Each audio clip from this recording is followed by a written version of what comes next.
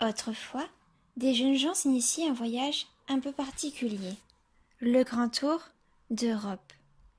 Ils partaient étudier les humanités dans des facultés renommées et améliorer ainsi leur anglais, leur italien et leur latin. En terre étrangère, ils rencontraient des étudiants promis au même avenir qu'eux, la diplomatie, le politique, la médecine. Au retour, ces étudiants exposaient dans leur salon des vases antiques, des bibelots chinis et dénichés ici et là. C'étaient les étendards d'une grande année pour rappeler à leurs camarades qu'ils n'étaient plus seulement anglais, français ou hollandais, mais aussi surtout, et maintenant, européens. Cela vous dit peut-être quelque chose. Et pourtant, cela remonte maintenant à plusieurs siècles. Aujourd'hui, les étudiants partent avec Erasmus. Un grand tour d'Europe, voire du monde pour certains, qui n'est plus réservé à l'aristocratie, qui n'est plus réservé aux hommes.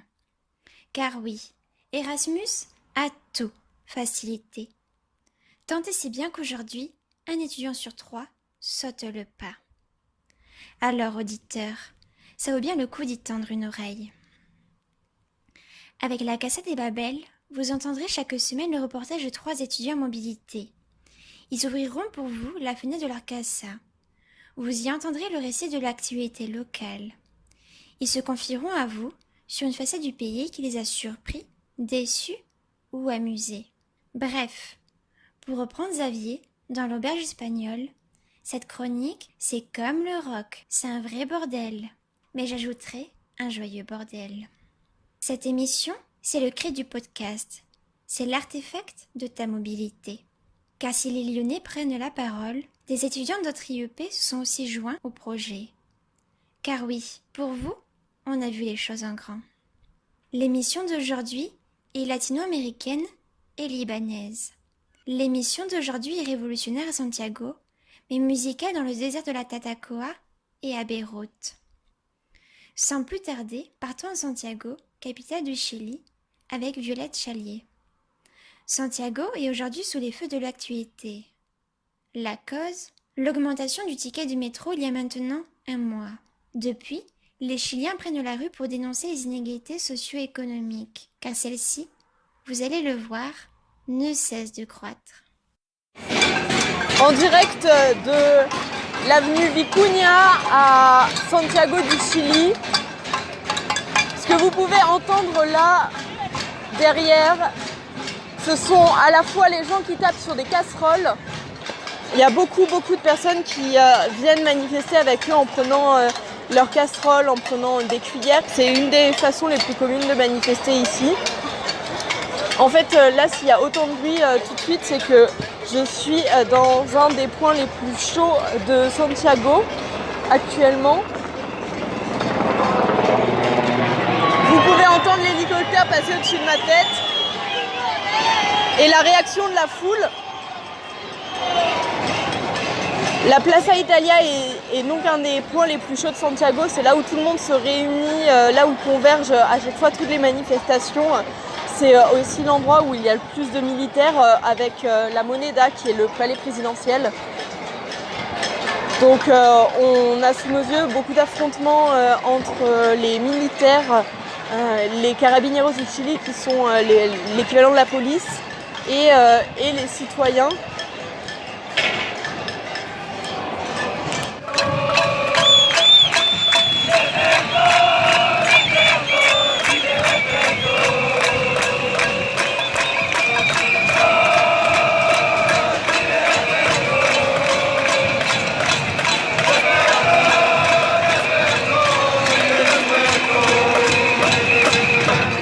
Que se passe-t-il au Chili depuis une semaine ?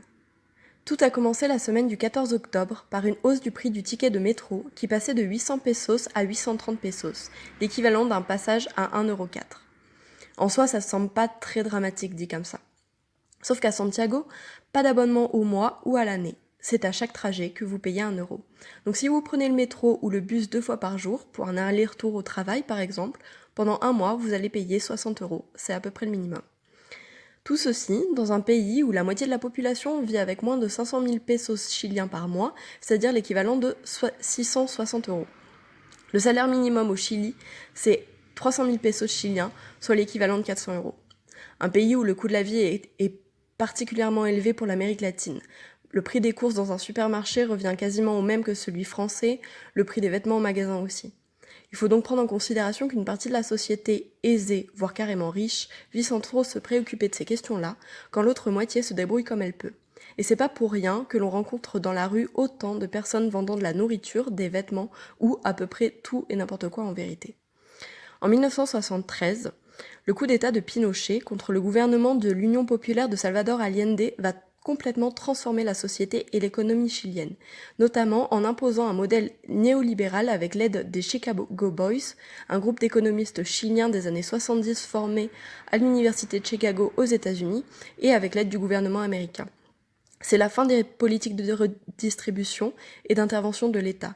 On a une suppression des contrôles de l'activité financière qui va favoriser la spéculation et aussi les privatisations, notamment dans le domaine de la santé, de l'éducation ou encore l'eau. Ce sont des choses qui aujourd'hui au Chili sont encore sous le domaine privé complètement. Et on a aussi un nouveau code du travail et une réduction énorme des salaires. Donc on a eu une transformation extrêmement violente de l'économie chilienne au passage à la dictature. Avec la transition qu'il y a eu en 1989-90 pour un nouveau gouvernement et vers la démocratie, les responsables militaires en fait ont pu négocier cette transition-là.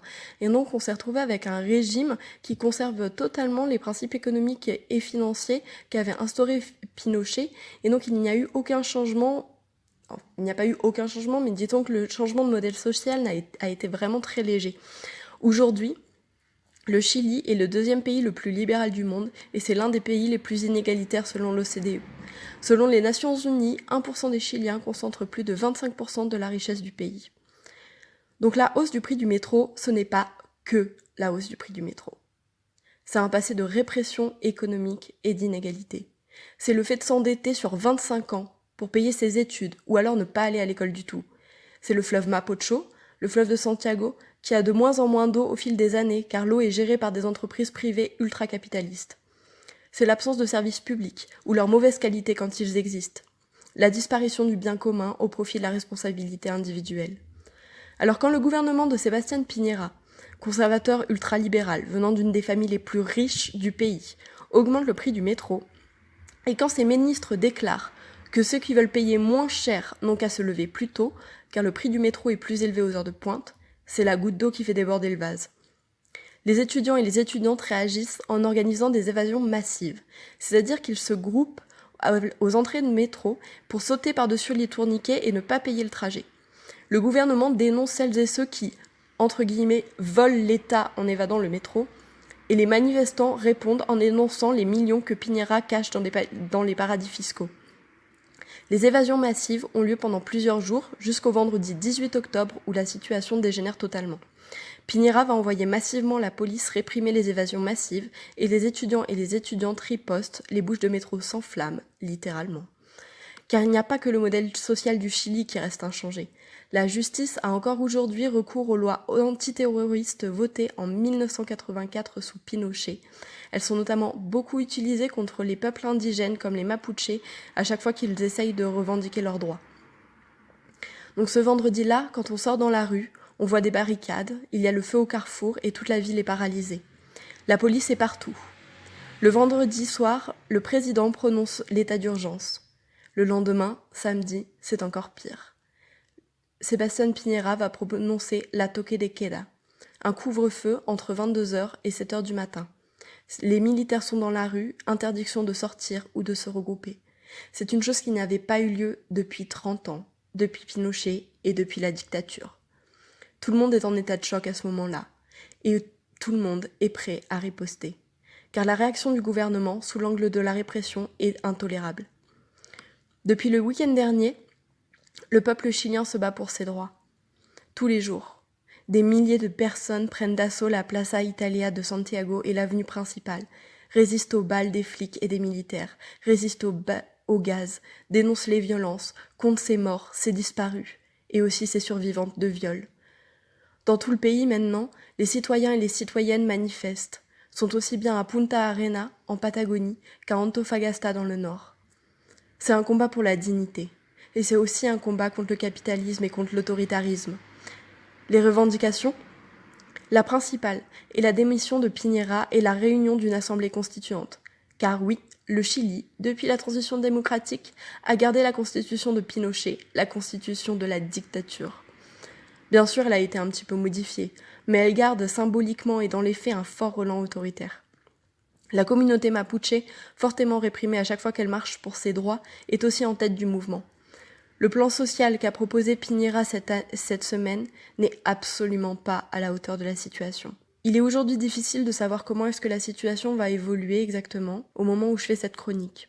Hier a eu lieu la plus grande marche du pays. 1,2 million de personnes se sont retrouvées dans les rues de Santiago, mais aussi dans tout le Chili, pour demander la démission du gouvernement. Cette solidarité, que l'on a pu voir depuis une semaine, l'espoir que l'on trouve dans les manifestations, l'organisation citoyenne qui est née aussi pendant ce mouvement, tout ça, ça ne va pas disparaître maintenant. Ce lundi encore, un appel à la marche, à aller marcher, à prendre d'assaut la rue, pour pouvoir lutter pour les droits, pour une nouvelle constitution, pour plus de justice sociale, pour une éducation gratuite, pour l'avortement aussi. Toutes ces choses-là que le peuple chilien réclame depuis maintenant 30 ans, il serait peut-être temps de l'avoir.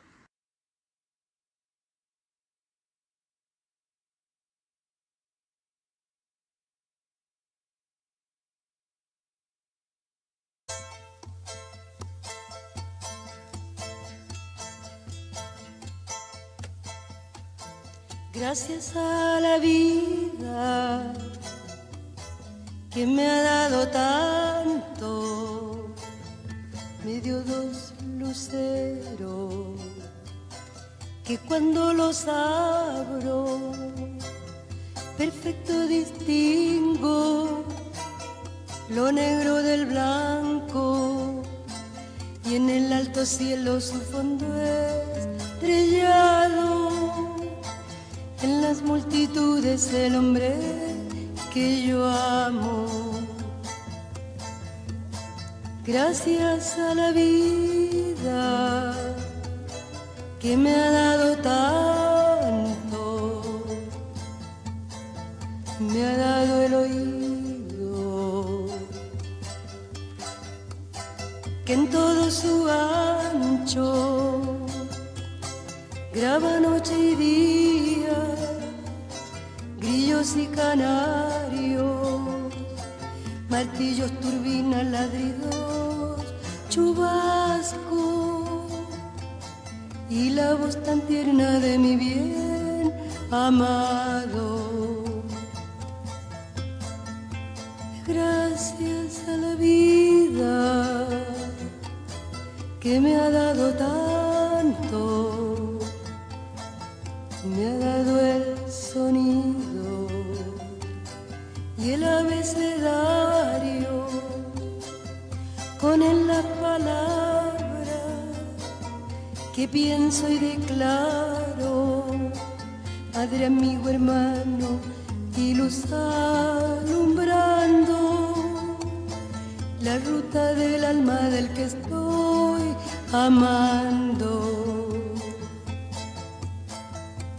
Gracias a la vida que me ha dado tanto, me ha dado la marcha de mis pies cansados, con ellos anduve ciudades y charcos, playas y desiertos, montañas y llano, y la casa tuya, tu calle y tu patio. Gracias a la vida que me ha dado tanto, me dio el corazón que agita su marco cuando miro el fruto del cerebro humano, cuando miro el bueno tan lejos del malo. Cuando miro el fondo de tus ojos claros, gracias a la vida que me ha dado tanto, me ha dado la risa y me ha dado el llanto. Así yo distingo dicha de quebranto, los dos materiales que forman mi canto y el canto de ustedes que es el mismo canto y el canto de todos que es mi propio canto. Gracias a la vida que me ha dado tanto.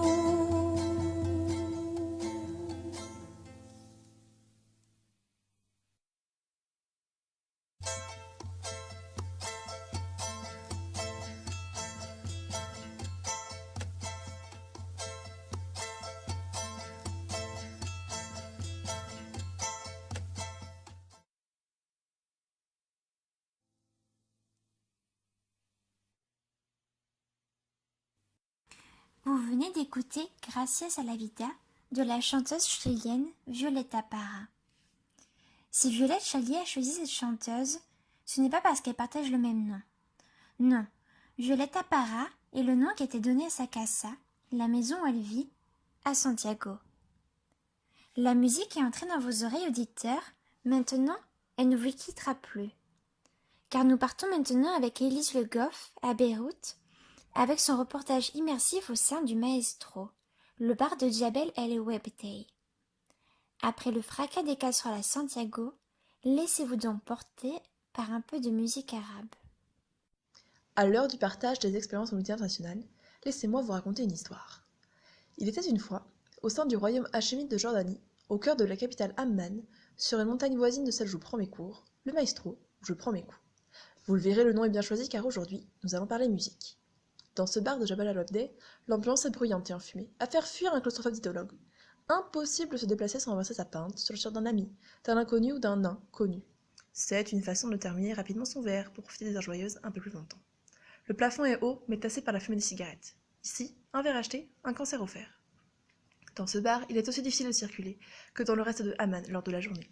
Les embouteillages sont quotidiens dans cet état musulman, dans les rues ou à proximité de la tireuse. Dans ce bar, on fume, on boit des bières et on parle fort. Dans ce bar, on parle arabe, français, anglais, mais surtout musique, car dans ce bar, tous les lundis soirs, c'est jam session, irtijalat, improvisation en arabe.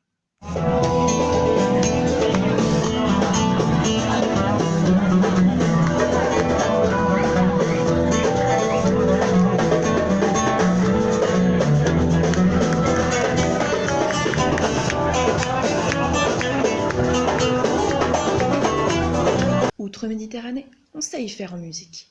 Jouent ensemble des guitaristes, batteurs, chanteurs, pianistes, violonistes, joueurs d'oud, de darbouka, de clarinette. Le dépaysement y est modéré, mais apprécié par mes oreilles. Et chacun y trouve son compte. On y chante Entafen comme Je rêvais d'un autre monde, ou encore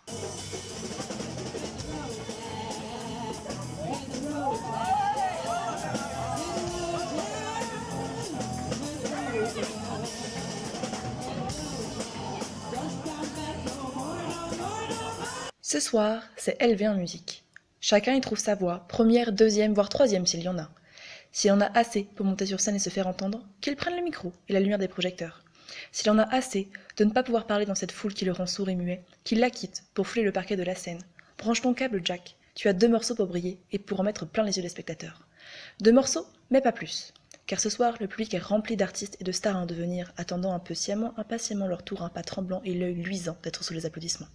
Prends les baguettes, mon ami, et lance le départ. 1, 2, 3, 4.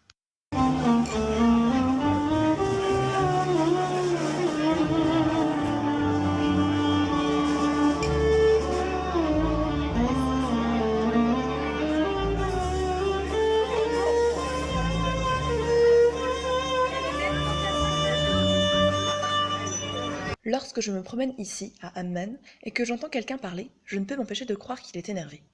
Lorsque je me promène ici au Maestro, l'arabe chanté glisse sur la musique qui l'accompagne.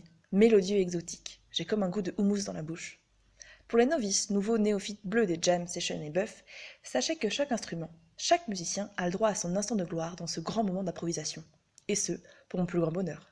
Avez-vous déjà entendu un solo d'oud ?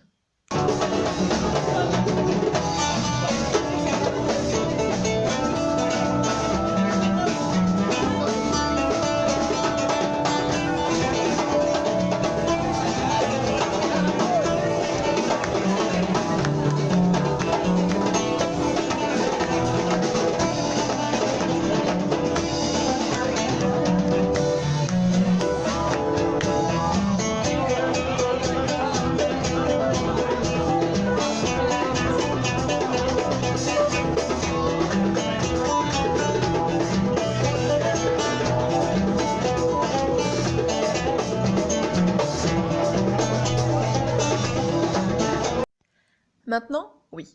Au Maestro, on échange des mots, des notes, des gorgées, des sourires, des numéros, dans l'ambiance sombre et feutrée du bar. La salle est grande, remplie de gens et de musique. On s'y sent bien, comme à la maison. Peut-être que je dis ça car à force d'y aller, j'y retrouve toujours les mêmes têtes. Les accolades chaleureuses s'accompagnent de Ahlan Habibi Kifak. Les joues claquent les unes contre les autres avec une grande tape dans le dos. Au Maestro, ces salles comblent tous les soirs. Même la véranda qui donne sur la rue et dont les fenêtres sont toujours ouvertes pour laisser rentrer la musique. Trouver une table, une chaise ou un coin de carrelage vous a souvent de la chance. Ou de l'anticipation, incarnée par la pancarte réservée, habilement déposée par Fanouz, le bartender des lieux. Au Maestro se retrouvent tous les amoureux de la musique live et du houblon. Ici, la Caracal, bière locale artisanale jordanienne, coule à flot, et ce 3 jours par semaine. Pour le jam du lundi, pour le jazz du mercredi, pour le concert du vendredi. La bière est fraîche et les cœurs sont aussi chauds que le climat.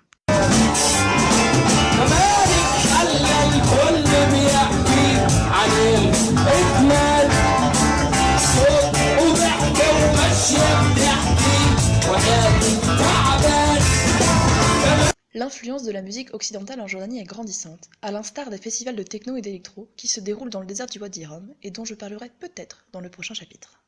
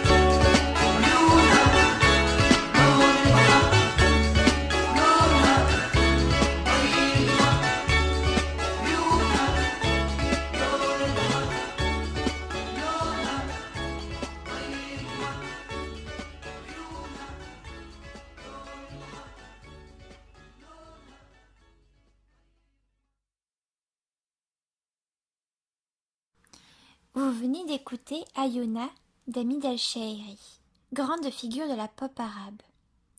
Pour notre dernier reportage, nous retraversons l'Atlantique en direction du désert de la Tatacoa, en Colombie, où Emma Bouvier s'est rendue à un festival de musique électro. Enfilez vos lunettes de soleil, il va faire chaud.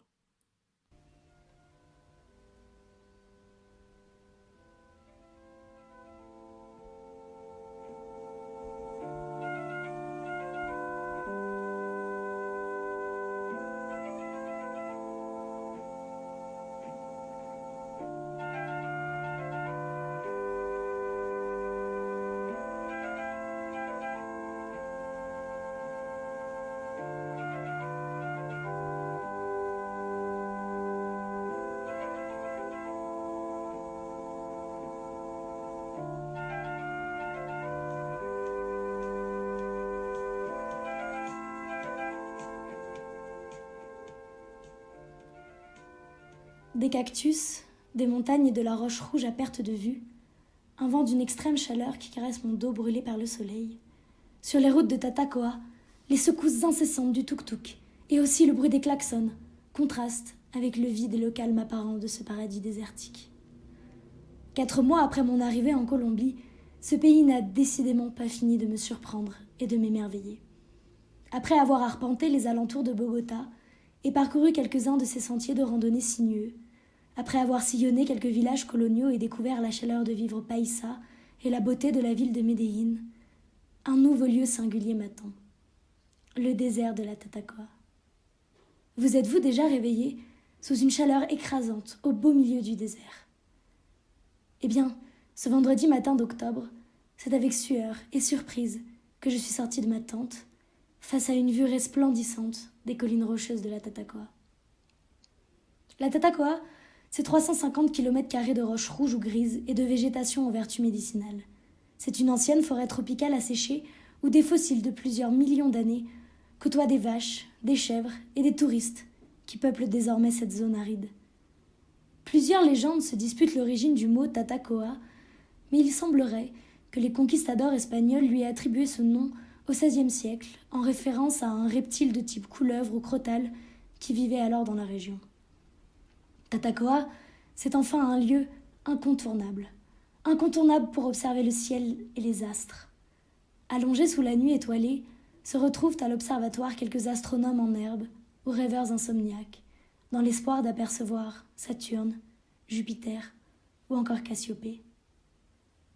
Et puis le réveil sonne.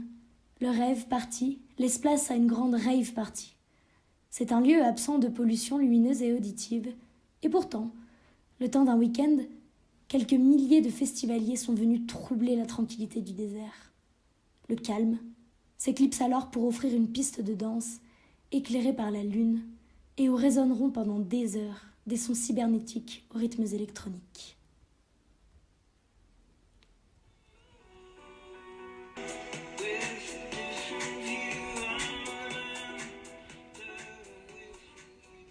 Le festival de musique électronique se déroule dans le désert de Tatacoa pour la 3e année seulement, en 2019.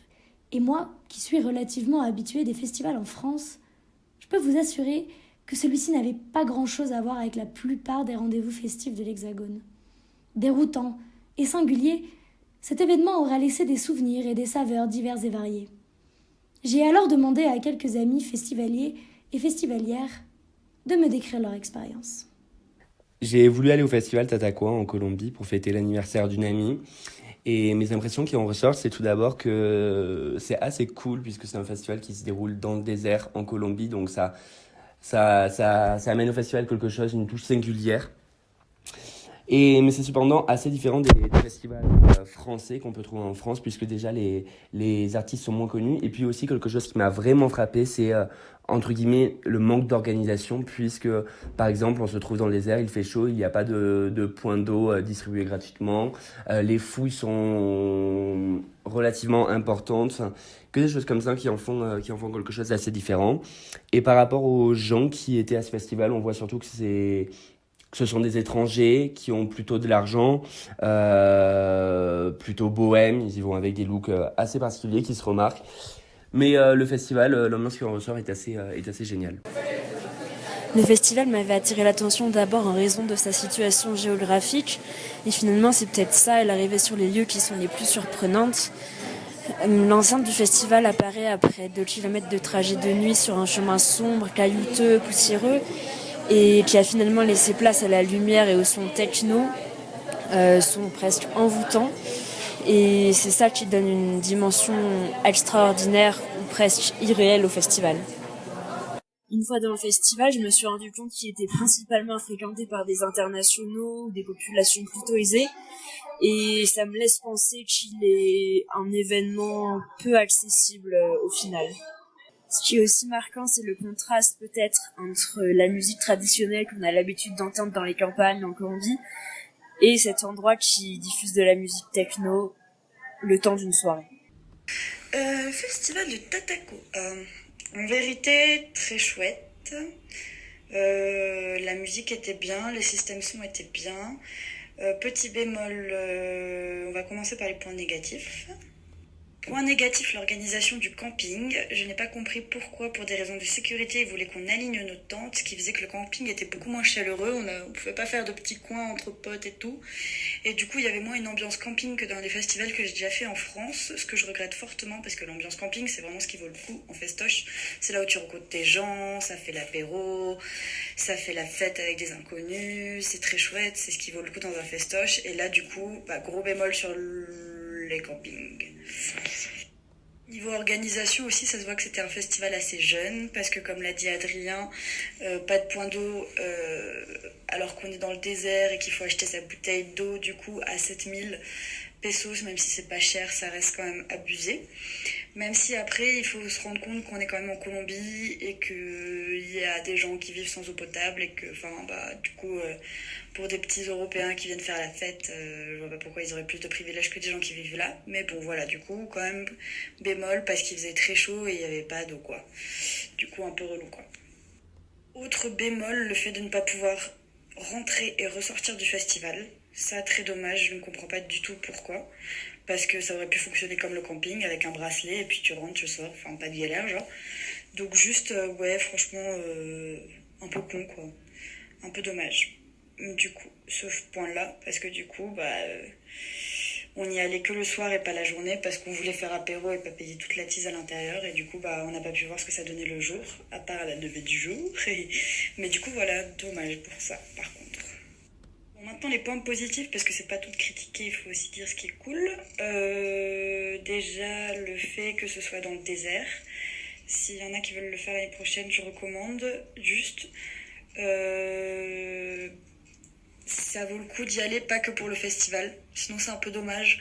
Autant y aller un jour avant, un jour après, ou à voir comment ça s'organise, mais faire le festival aussi du même... pas faire le festival, mais faire aussi le désert du même coup, parce que c'est un endroit juste sublime. Enfin, moi, je sais que c'est un des endroits que j'ai préféré dans tous mes voyages pour le moment en Colombie. Donc, du coup, le lieu du festival vaut vraiment le coup, mais du coup, ça vaut le coup de pas y aller juste pour faire le festival. Autre point positif, la proximité du camping avec le village qui faisait que tu pouvais sortir du camping et revenir sans galère, aller manger dehors quand tu voulais. T'étais à 2 minutes à pied du centre, donc c'était nickel. Super positif aussi, le staff du camping qui te fouille. On n'avait pas le droit à ramener de l'alcool, mais ils étaient tellement mignons que les bouteilles qu'ils nous prenaient d'alcool, ils nous mettaient notre nom dessus et on pouvait les récupérer pour les boire dehors. Donc vraiment ça, j'ai jamais vu ça de ma vie, c'est trop chouette. Et après, autre point positif, le festival en soi qui dure jusqu'à 7h du mat. Ça, c'est vraiment chouette de taper du pied quand le soleil se lève. Et puis, les installations étaient bien, en vérité. Pas de stand bouffe, autant qu'en France, où il y a plein de food trucks dans les festoches où t'es bail comme as. Il y avait juste un stand bouffe pour tout le festoche, avec des prix assez chers, parce que c'était pour la Colombie, hein, ça reste très raisonnable après. Et puis sinon quoi d'autre, ouais non, les scènes étaient très bien, il y en avait que 2 mais c'était chouette, parce que tu te perds pas non plus dans le festoche du coup, et le son était bon. Après niveau installation de lumière ou quoi, rien d'incroyable, il n'y avait pas de show ou de je sais pas quoi et tout, mais du coup c'était chouette, l'ambiance était chouette, les gens étaient quand même buena onda, comme on dit ici. Donc c'était plutôt sympa. Je recommande, même si au final, vaut mieux peut-être pas faire le camping dans ce festoche. Merci beaucoup à Adrien, Perrine et Juliette pour leur témoignage. En bref, parmi les joies et les peines de ce festoche, je retiendrai pour ma part quelques souvenirs en particulier. Nos stratégies de professionnels pour cacher l'alcool, l'installation des tentes sur le campement sous les ordres d'un manager complètement psychorigide, une baignade matinale sur les rives du Rio Magdalena qui borde le village de Villavieja, les boutons de toute la faune locale sur nos jambes, un grand nombre d'almuerzos, déjeuner local, et de bidons d'eau consommés, les coups de soleil, les siestes à l'ombre, les rougots, le trajet à 3 sur la moto pour arriver au site du festival, mais aussi les paillettes sur nos visages fatigués, et le retour anticipé à 13 dans un pick-up. La Tatacoa, en somme, fut un voyage intense et une lutte constante contre la chaleur. La Tatacoa fut un festival coûteux, un manque de sommeil et un joyeux bordel. Mais la Tatacoa fut surtout un petit paradis ensoleillé, loin de la grisaille de la capitale.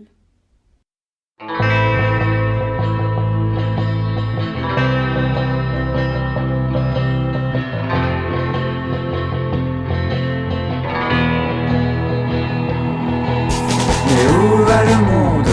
Pourquoi des fois je me demande si les filles et les garçons sont si cruels? Où sont mes vrais amis? Pourquoi je me méfie? Qu'a-t-on pu bien faire de tous ces sacrifices? Oui, personne n'est fidèle, mais pourtant la vie doit rester toujours belle.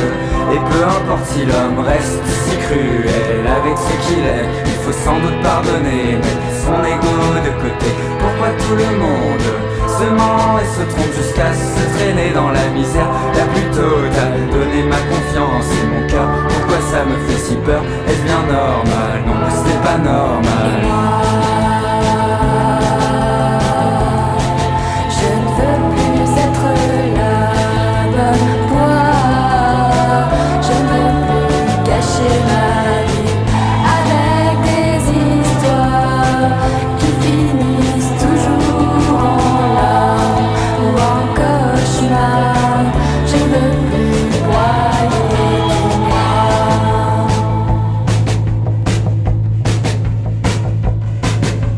Je n'ai plus d'estime pour moi, je n'ai plus d'estime pour toi.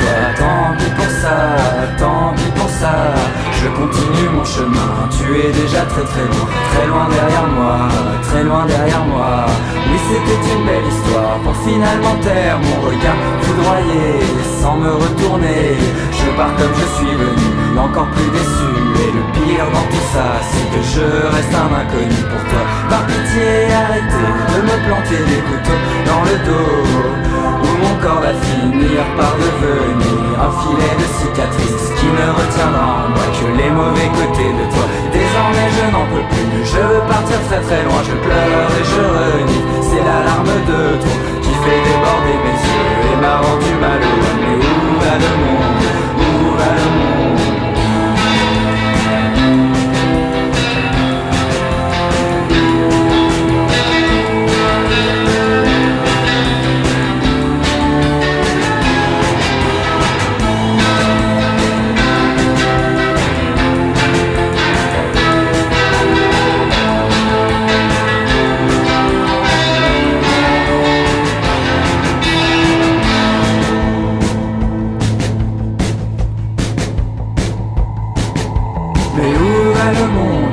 Pourquoi chaque fois que je veux bien faire les choses, dire toujours de travers?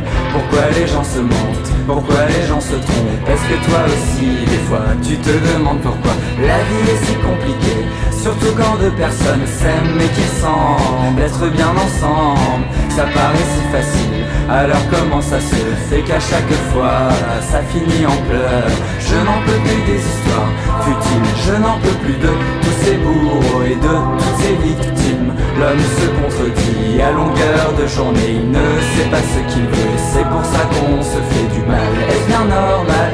Il y a des questions où je sais que je ne trouverai jamais la réponse. Il y a des choses auxquelles on ne peut rien faire, il faut sans doute s'en moquer, passer à travers. Et moi, je ne serai plus la bonne voix.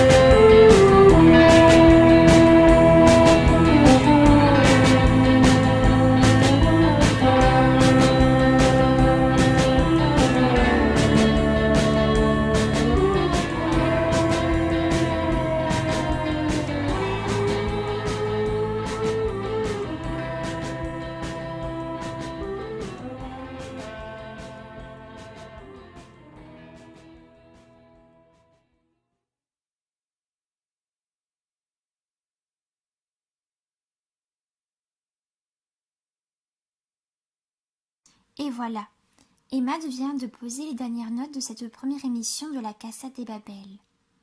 Merci beaucoup à vous trois les filles d'avoir osé vous lancer les premières. Merci à vous Violette Chalier, Élise Goff et Emma Bouvier. La semaine prochaine, nous partirons dans un endroit du globe un peu plus froid. Mais de vivre, croyez-moi, il est fait tout aussi bon. Merci à vous auditeurs et auditrices et à la semaine prochaine.